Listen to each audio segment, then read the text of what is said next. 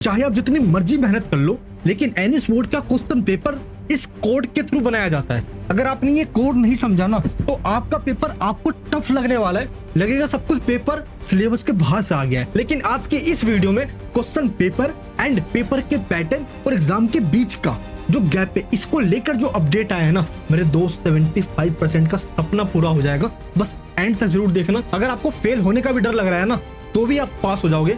बस ये वाली मिस्टेक मत करना। मैं मनीष वर्मा, आप सभी का स्वागत है हमारे चैनल पे।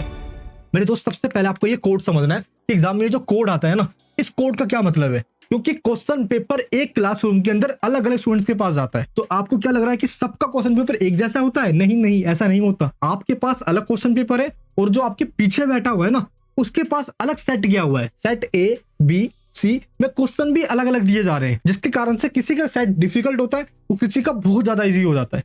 जिसके पास इजी जाता है उसके मौज हो जाते हैं। और बाई चांस मान लो आपकी किस्मत खराब हुई और आपके पास टफ सेट आ गया, तो क्या होगा। लेकिन सबसे पहले आपने डेट शीट देखी, ये क्या बवाल है भाई। एग्जाम्स के बीच में तो गैप ही नहीं दिया गया, कंटिन्यू एग्जाम हो रहे हैं, कोई भी गैप नहीं है। और ऐसा एक दो सब्जेक्ट के साथ नहीं है, ऐसा कई सारे सब्जेक्ट के साथ हुआ है कि बीच में गैप नहीं दिया गया। क्या ऐसा आपके सब्जेक्ट में भी है? नीचे कमेंट बॉक्स में बताना गैप है या नहीं है। देखो, एनएस बोर्ड का इतिहास कहता है ये कि जब जब गैप दिया जाता है बहुत ज्यादा, पेपर डिफिकल्ट बनाया जाता है। और जब भी गैप बहुत कम होता है या मान लो गैप होता नहीं है, तो पेपर इजी बनाया जाता है।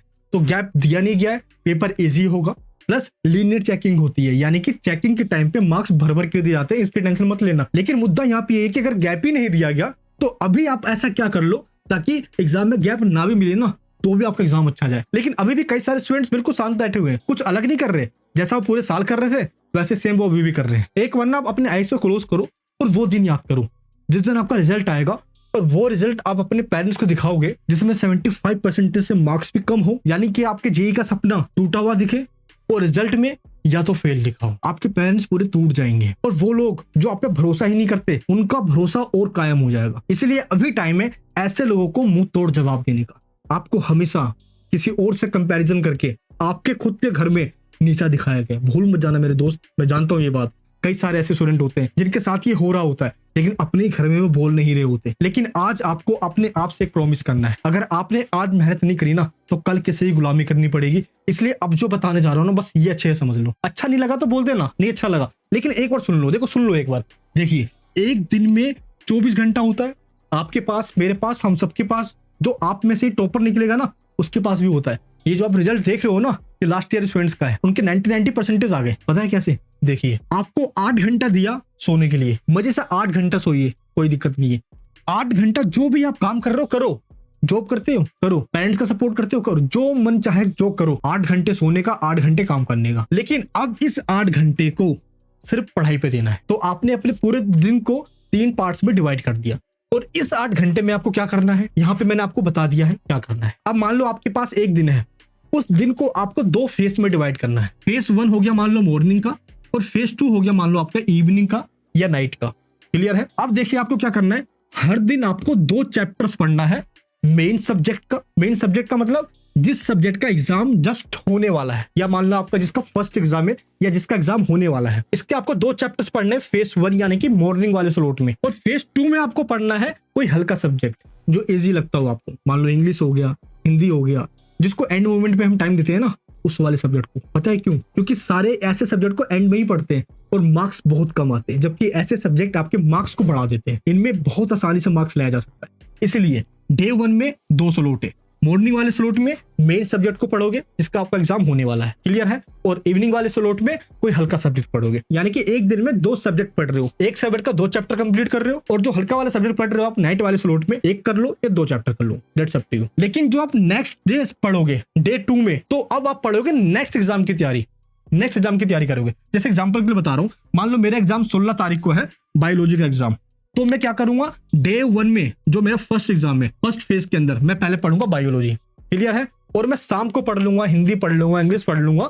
मेरा डे 1 का स्लॉट कंप्लीट, मैंने बायोलॉजी के 2 चैप्टर कंप्लीट कर लिए अपने। क्लियर है? अब जब डे 2 आएगा ना, फिर मैं देखूंगा 16 के बाद मेरा एग्जाम कौन सा है। मान लो मेरा फिजिक्स का होने वाला है, मैं एग्जांपल के लिए बता रहा हूँ। तो अब मैं नेक्स्ट एग्जाम की तैयारी डे 2 में करूंगा। ये बस सोच के चलना कि जो फर्स्ट एग्जाम है ना, पहले उसकी तैयारी करता हूँ इस बचे हुए दिन में। तो आपने डेट शीट में देखा है ना, गैप बिल्कुल भी नहीं दिया गया।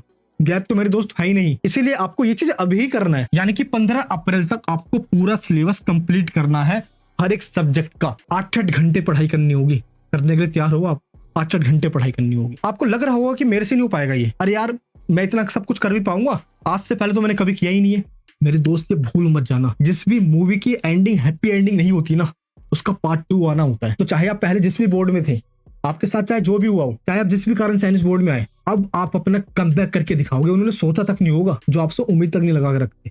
जब अपना रिजल्ट पकड़ाओगे आप, वो अब टाइम आपके पास आ गया। तो बस आपको ऐसे ही करना है। मैं आपको ये नहीं कह रहा है कि सुबह 8 बजे उठो, फिर 8 से 9 ये करो, फिर 9 से 10 ये करो, 10 से 11 ये करो। नहीं नहीं नहीं नहीं, ये टाइम टेबल फॉलो नहीं हो पाता कभी, प्रैक्टिकल है ही नहीं ये। मैं आपको बस वही बता रहा हूँ कि डे 1 में फर्स्ट एग्जाम की तैयारी करो, और डे 2 में नेक्स्ट एग्जाम की तैयारी करो, फिर डे 3 में एग्जाम जो देने वाले उसकी तैयारी करो, फिर डे 4 में नेक्स्ट एग्जाम की तैयारी करो, डे 5 में एग्जाम जिसके देने वाले उसका, फिर नेक्स्ट डे जिसका नेक्स्ट एग्जाम होने वाला उसका तैयारी करो।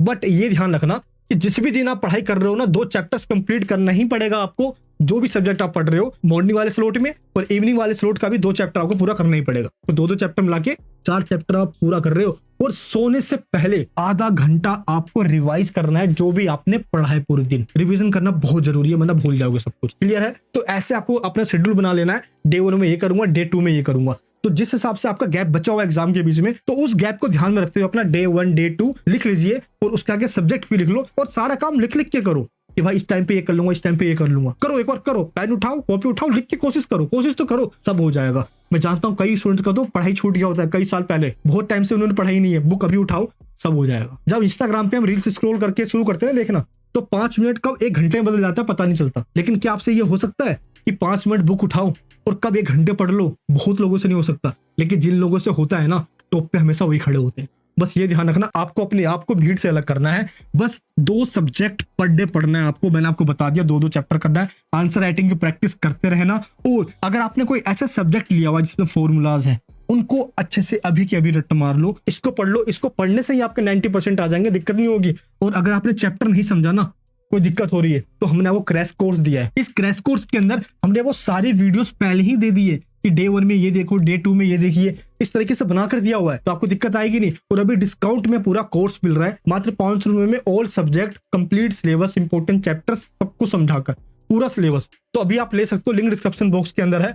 और बस एक चीज का ध्यान रखना, वन शॉट जो तांडव चल रही है उसको भी जरूर देखना, ये आपके लिए बहुत इंपॉर्टेंट है। अभी टाइम वेस्ट हो गया ना मेरे दोस्त, तो ये टाइम अब वापस नहीं आने वाला। क्वेश्चन पेपर में जो कोड लिखा होता है, इसका क्या मतलब है, आपने कभी सोचने की कोशिश करी है? देखिए, एनएस बोर्ड में ना क्वेश्चन पेपर 3 सेट में बनता है। सेट ए हमेशा इजी आता है, बी थोड़ा सा डिफिकल्ट होता है, सी कभी कभार बहुत ज्यादा डिफिकल्ट आ जाता है। तो एनएस बोर्ड ने तो ये कहा हुआ है, जिसका सेट ज्यादा डिफिकल्ट आएगा उसको हम ग्रेस मार्किंग देंगे। मॉडरेशन पॉलिसी के तहत हम सभी को इक्वल मान लेंगे और मार्क्स उनको एक्स्ट्रा मिल जाती है। यहीं से ग्रेस मार्किंग मिलना शुरू होता है। तो इसमें बिल्कुल मत घबराना कि आपके पास सेट कौन सा आएगा कौन सा नहीं आएगा। हमेशा एनएस बोर्ड हर सेट के अंदर क्वेश्चन ऊपर नीचे करता है, लेकिन कोशिश यही रहती है कि हर सेट को इक्वली बनाया जाए, डिफिकल्टी लेवल एक जैसा रखा जाए, इजी रखा जाए, मॉडरेट बनाया जाता है। टेंशन मत लेना इसकी। लेकिन एक बार आप पहले ये नोटिफिकेशन देख लो, इस पे ये बताया गया है कि अगर आप क्लास 10th में हो और आपके सब्जेक्ट में प्रैक्टिकल नहीं है, तो पास होने के लिए आपको चाहिए सिर्फ 26 मार्क्स, वो भी थ्योरी और इंटरनल मार्क्स को मिलाकर पास हो जाओगे आप। लेकिन जिसमें प्रैक्टिकल होता है उसमें आपको चाहिए 27 मार्क्स थ्योरी और प्रैक्टिकल के मार्क्स को मिलाकर।